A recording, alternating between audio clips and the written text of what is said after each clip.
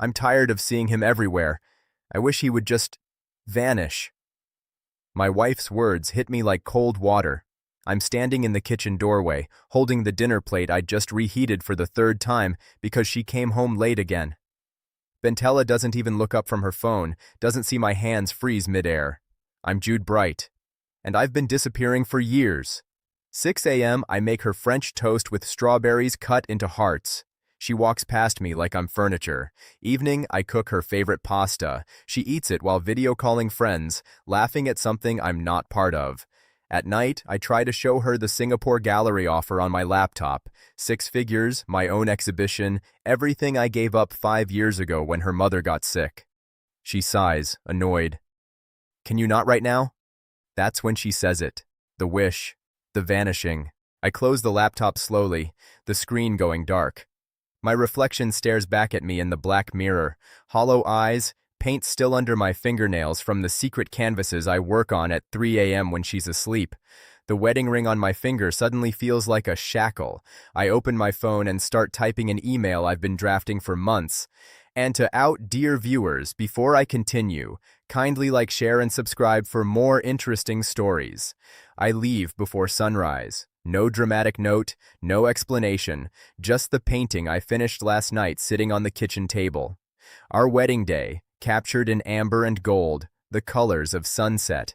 In the reflection of the painted church window, if you look close enough, there's a tiny figure walking away with a suitcase. She won't look close enough.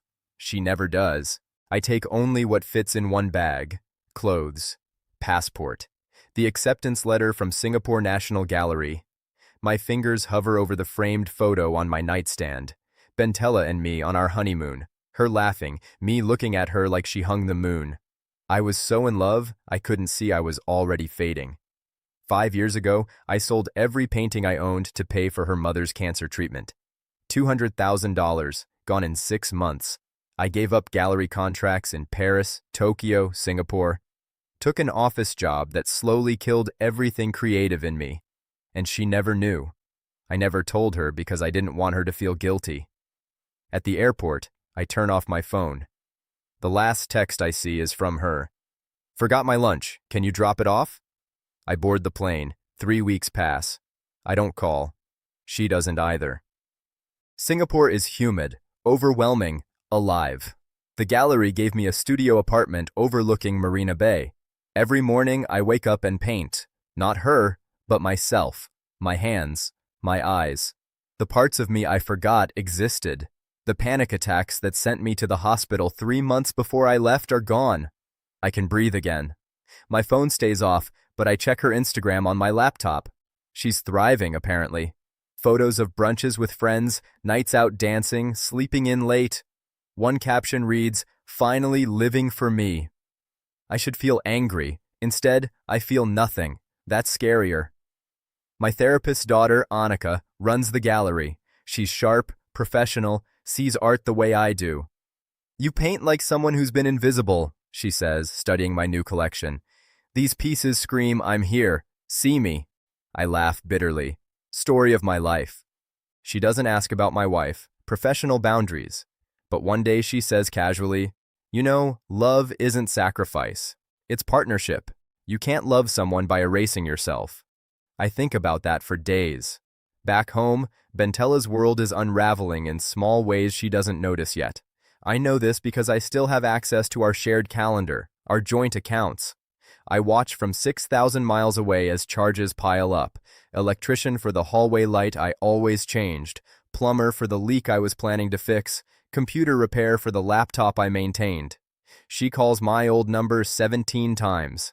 I changed it the day I landed. What she doesn't know, I grew up the middle child of 7. Birthdays forgotten, achievements overlooked, presents optional. I learned early that if you're not needed, you're not seen. Art became my scream. Look at me, I'm here, I matter. When Bentella fell in love with me, I thought I'd finally been found. But slowly, I made myself needed instead of wanted. Fixed things, solved problems, became her assistant instead of her partner. I disappeared myself again, willingly this time, because being needed felt close enough to being loved. It wasn't.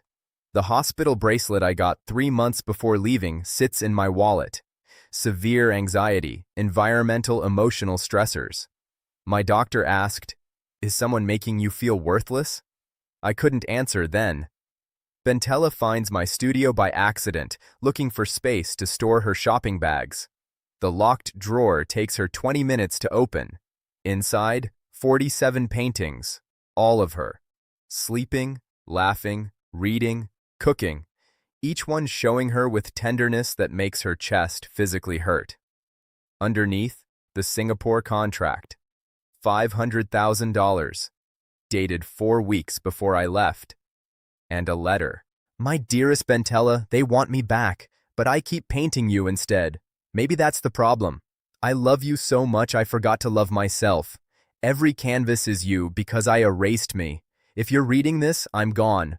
Not because I stopped loving you, because staying was killing me. Remember when I told you amber was my favorite color? The sunset before darkness? That's what I became. The overlooked moment. I'm choosing light now. If you ever want to find me, really see me, you know where artists go when they remember who they are. J." She sits on the floor for an hour, surrounded by versions of herself painted by a man she never truly saw. Her mother's dying words echo. "Don't need anyone." She realizes she followed that advice into loneliness.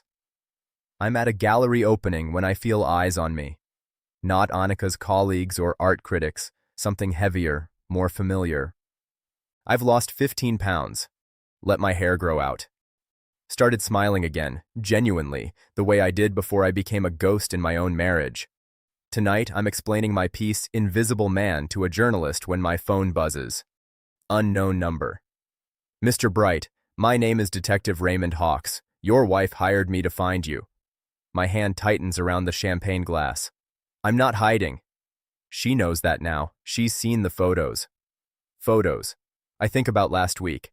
Annika and I laughing over coffee, discussing color theory. Professional, friendly, nothing more. But through a camera lens, I suppose it could look different. What does she want? To talk. He pauses.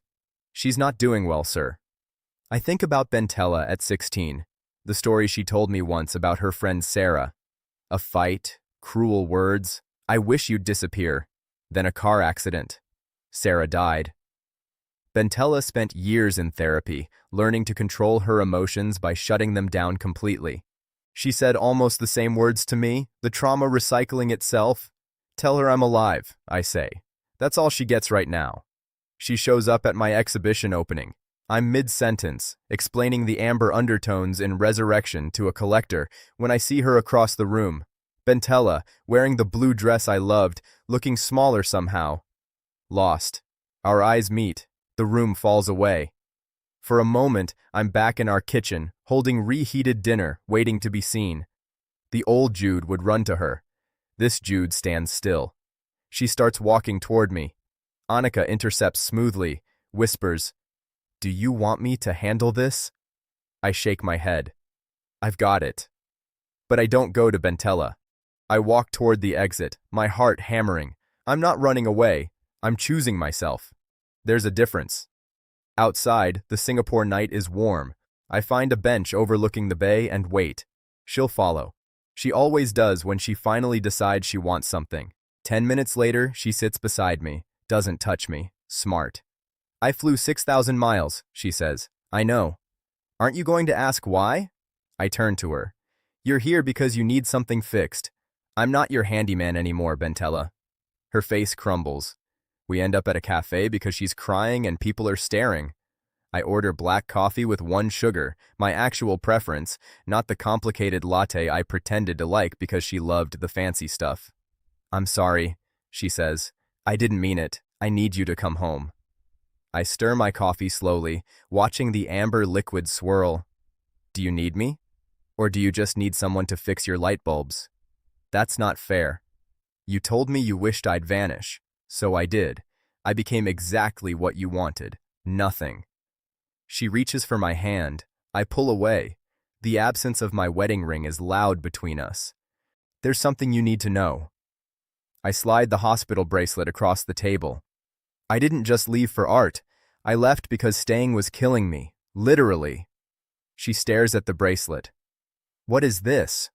Severe anxiety. Panic attacks.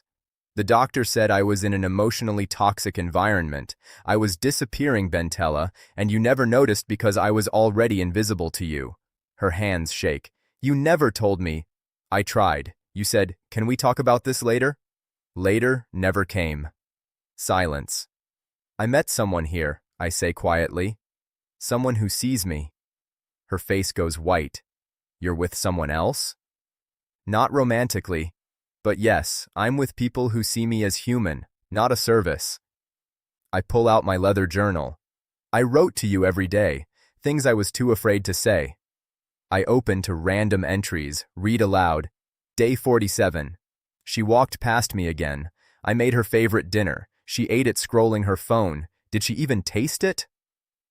Day 203. I asked if she still loved me. She said, of course, without looking up. I don't think she meant it. Day 681. I'm disappearing, not leaving. Disappearing. I'm here, but I'm not. Bentella is sobbing now. Why didn't you tell me? I tried. You never heard me. You were too busy protecting yourself from needing anyone, just like your mother taught you. She flinches. That's not fair. Your mother's last words were about not needing anyone. You took that and turned me into someone you couldn't need. But Bentella, love isn't independence. It's interdependence. You didn't need me. You used me. The words hang between us like shattered glass. I don't know how to fix this, she whispers. That's the problem. You think I'm something to fix. Come back with me, she pleads. I'll change. I swear I'll change. I've heard this before. After every fight, every cold shoulder, promises like smoke. Visible, then gone. Prove it, I say. How? Tell me one thing about me. One thing that has nothing to do with what I do for you. My favorite color, my biggest fear, my childhood dream, anything that shows you see me as more than your assistant. The silence stretches. I watch her mind race, see her mouth open and close. The horror dawns on her face. She doesn't know. Blue? She finally whispers. My heart breaks a little more. It's amber, the color of sunset. I told you on our third date. I've told you 100 times since. I paint it into every piece I make. It's my signature. I stand up. I was 7 when I decided amber was my color. My family forgot my birthday. I cried on a hill watching the sunset. An old painter told me amber was special, overlooked, like middle children, like people who love too hard.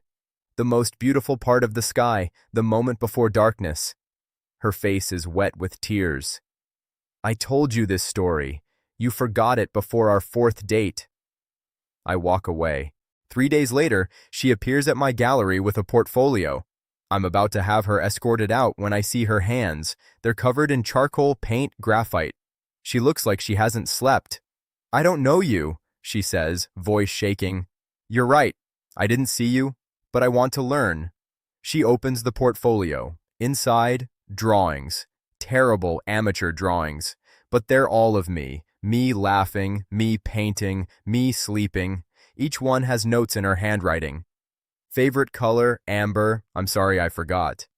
Childhood dream, own a gallery in Paris. Biggest fear, being forgotten. Coffee order, black with 1 sugar, never 2. Childhood, middle of 7 kids, always overlooked. The hospital bracelet, my fault. I should have seen. I spent 3 days interviewing everyone who knows you, she says. Read every article, studied every painting. I'm starting from scratch, learning who you are, if you'll let me. I stare at the drawings. They're awful. A child could draw better. But they're made with love. Real love. The seeing kind. It's not enough, I say. Her face falls. It's not enough. Yet. But it's a start. I hold out my hand. 6 months later, we sit in a cafe in Singapore, not living together, dating, relearning each other like strangers who might become something beautiful. Tell me something I don't know about you, Bentella says. I smile. I hate coffee. Only drank it because you loved it. She laughs. I hate yoga. only did it because you suggested it. We've learned the difference between needing and seeing, between sacrifice and partnership. Love isn't about becoming someone else. It's about being yourself with someone who truly sees you. Behind us, my new exhibition opens tonight. The centerpiece, a painting of us, but different. We're both in the frame now, visible, present. Amber light surrounds us both, the moment before darkness transformed into the moment before dawn. Bentella squeezes my hand. I see you now. I know, I say. And I see you too, the real you, not the one your mother's fear created. She leans into me, and for the first time in years, I don't feel like I'm disappearing. Sometimes people don't leave because they stop loving you. They leave because they need to remember how to love themselves. And if you're lucky, if you both do the work, they'll teach you how to love them right. The sunset outside turns amber, the most beautiful color, the overlooked moment, finally seen.